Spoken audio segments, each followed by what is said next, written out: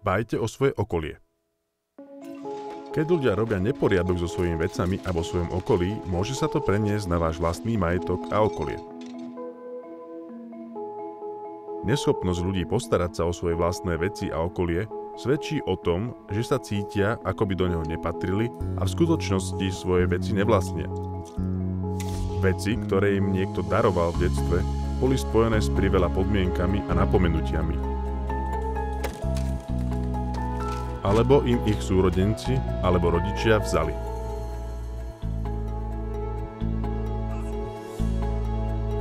A možno necítili, že sa ich prítomnosti ktokoľvek tešil.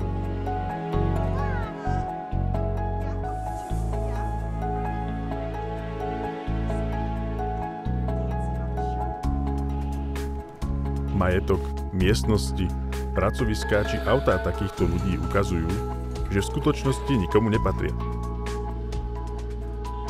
Ešte horšie, niekedy sa u nich dá pozorovať akási zúrivosť namierená proti veciam.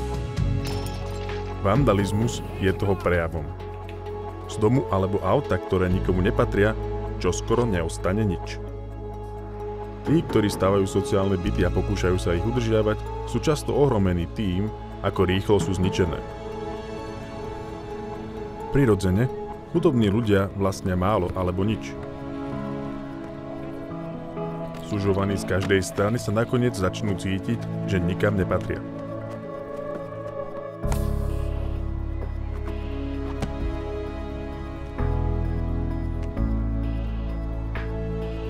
V každom prípade, či je človek bohatý alebo chudobný a nech má akýkoľvek dôvod nestarať sa o svoj majetok, takíto ľudia môžu ostatným vo svojom okolí spôsobovať neporiadok.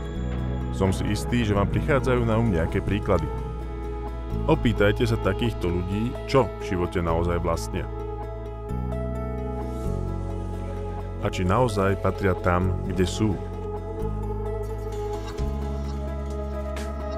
A dostanete pár prekvapivých odpovedí. A takisto im veľmi pomôžete. Schopnosť organizovať majetok a okolie sa dá naučiť.